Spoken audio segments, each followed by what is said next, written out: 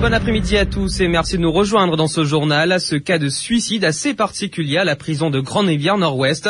Tristan Casimir, alias Béquin, présumé meurtrier de Joannick Martin, s'est pendu à l'aide d'un drap attaché à l'imposte de sa cellule. Le quadragénaire a-t-il été pris de remords? Souvenez-vous, en septembre 2010, il avait brûlé vive sa nièce de 7 ans qu'il avait violée peu avant. Les faits se sont déroulés à la cité Richelieu. Aujourd'hui, presque 2 ans après, Tristan Casimir devait comparaître devant la cour de Bambou ce matin pour le début de l'enquête préliminaire, mais il a choisi de mettre fin à ses jours. Témoignage du travailleur social Mario Modabacus qui s'est confié à Priscilla Sadien. Le Casimir qui a passé la cour, il a décidé de mettre les pendus, il a accusé des fausses qui sont morts, qui brûlaient, et après ça, il n'a pas pu arrêter, mais il a resté à chaud, et ne pas connaître ensuite de ça, ça fait qu'on pouvait passer la cour.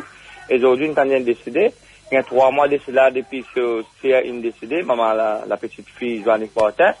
Et là, donné une mauvaise nouvelle encore, le frère est décédé dans la prison. Et le papa, hein? Les papas n'aiment pas trop tout papa là quand il habitait. Là, c'est le grand-père qui est là.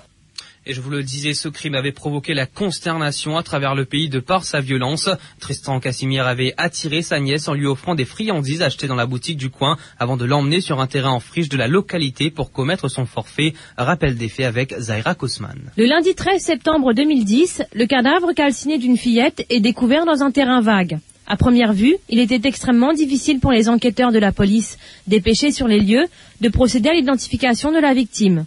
Mais les proches étaient catégoriques. Le corps carbonisé est bien celui de la petite Joannick Patricia Martin, âgée de 7 ans et fréquentant l'école primaire de la localité. Mais à ce stade, personne ne se doutait de l'énormité du crime commis avec sang-froid à environ 300 mètres du domicile de la victime et de ses parents.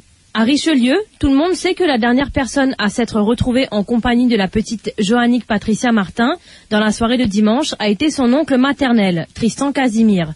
Père de 2 enfants, il vivait séparé de son épouse. Les premiers éléments des aveux de Tristan Casimir aux hommes du surintendant Youssouf Soupen allaient avoir l'effet d'une bombe. Il n'allait nullement cacher le délit de viol de sa petite nièce avant l'immolation. L'oncle bourreau traînait un lourd passé de prédateur sexuel et de violence physique dans son entourage.